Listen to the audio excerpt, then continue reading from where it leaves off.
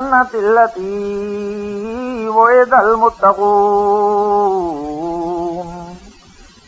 فيها أنهار من ماء غير آسن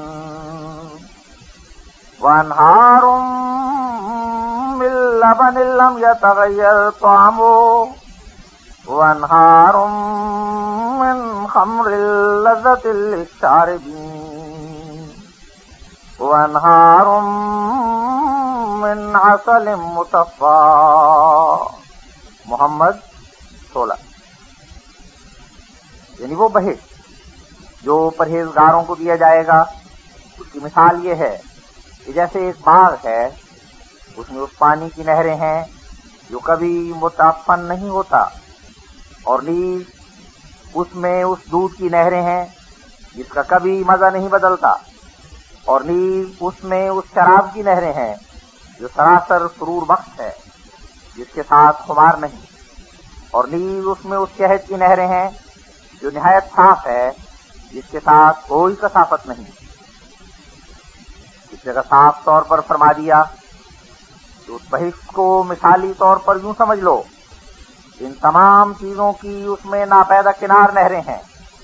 وہ زندگی کا پانی جو عارف دنیا میں روحانی طور پر پیتا ہے اس میں ظاہری طور پر موجود ہے، اور وہ روحانی دودھ جس سے وہ شیخوار بچے کی طرح روحانی طور پر دنیا میں پرورش پاتا ہے بہشت میں ظاہر دکھائی دے گا. اور وہ خدا کی محبت کی شراب جس سے وہ دنیا میں روحانی طور پر ہمیشہ مست رہتا تھا، اب بہشت میں ظاہر اس کی نہریں نظر آئیں گی. اور وہ حلاوت ایمانی کا شہد جو دنیا میں روحانی طور پر عارف کے منہ میں ڈالا جاتا تھا، وہ بہشت میں محسوس اور نمایاں نہروں کی طرح دکھائی دے گا. اور ہر ایک بہشتی اپنی نہروں اور اپنے باغوں کے ساتھ اپنی روحانی حالت کا اندازہ برہنہ کر کے دکھلا دے گا. اور خدا بھی اس دن بہشتیوں کے لیے حجابوں سے باہر آ جائے گا. غرض روحانی حالتیں مخفی نہیں رہیں گی بلکہ جسمانی طور پر نظر آئیں گی. تیسرا دقیقہ معرفت کا یہ ہے کہ عالم معاد میں ترقیات غیر متناہی ہوں گی. اس میں اللہ تعالی فرماتا ہے والذین آمنوا معہ نورهم یسعی بین ایدیہم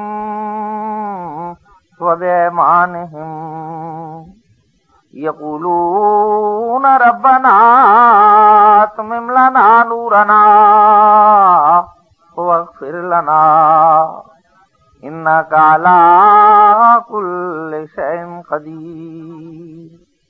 التحریم 9.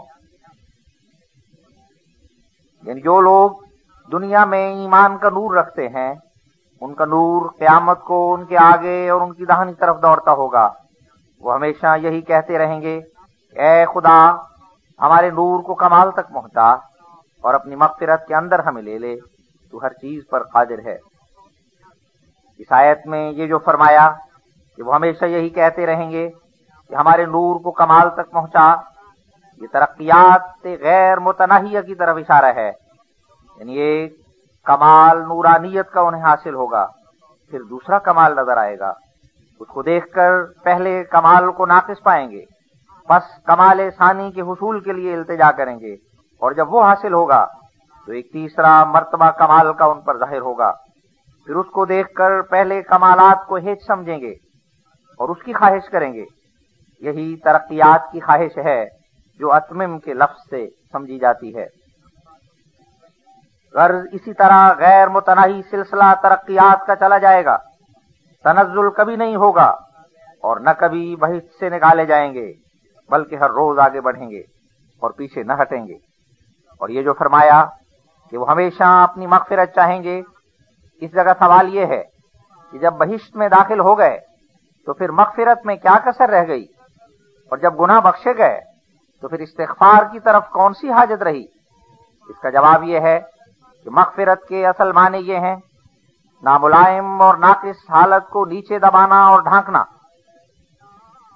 تو بہشتی اس بات کی خواہش کریں گے کہ کمال تام حاصل کریں اور سراسر نور میں غرق ہو جائیں، وہ دوسری حالت کو دیکھ کر پہلی حالت کو ناقص پائیں گے، بس چاہیں گے کہ پہلی حالت نیچے دبائی جائے۔ پھر تیسرے کمال کو دیکھ کر یہ آرزو کریں گے کہ دوسرے کمال کی نسبت مغفرت ہو، یعنی وہ حالت ناقصہ نیچے دبائی جائے اور مخفی کی جائے۔ اسی طرح غیر متناہی مغفرت کے خواہش مند رہیں گے۔ یہ وہی لفظ مغفرت اور استغفار کا ہے جو بعض نادان بطور اعتراض ہمارے نبی صلی اللہ علیہ وسلم کی نسبت پیش کیا کرتے ہیں۔ تو ناظرین نے اس جگہ سے سمجھ لیا ہوگا کہ یہی خواہش استغفار فخر انسان ہے۔ جو شخص کسی عورت کے پیٹ سے پیدا ہوا اور پھر ہمیشہ کے لیے استغفار اپنی عادت نہیں پکڑتا، وہ کیڑا ہے، نہ انسان، اور اندھا ہے، نہ سجاکھا، اور ناپاک ہے، نہ طیب۔ اب خلاصہ کلام یہ ہے کہ قرآن شریف کی روح سے دوزخ اور بہشت دونوں اصل میں انسان کی زندگی کے اضلال اور آثار ہیں۔ کوئی ایسی نئی جسمانی چیز نہیں ہے کہ جو دوسری جگہ سے آوے۔ یہ سچ ہے کہ وہ دونوں جسمانی طور سے متمثل ہوں گے، مگر وہ اصل روحانی حالتوں کے اضلال و آثار ہوں گے۔ ہم لوگ ایسے بہشت کے قائل نہیں ہیں کہ صرف جسمانی طور پر ایک زمین میں درخت لگائے گئے ہوں، اور نہ ایسی دوزخ کے ہم قائل ہیں جس میں در حقیقت گندھک کے پتھر ہیں، بلکہ اسلامی عقیدے کے موافق بہشت و دوزخ انہی اعمال کے انعکاسات ہیں جو دنیا میں انسان کرتا ہے۔ تیسرا سوال یہ ہے کہ دنیا میں انسان کی زندگی کا اصل مدعا کیا ہے اور وہ کس طرح حاصل ہو سکتا ہے؟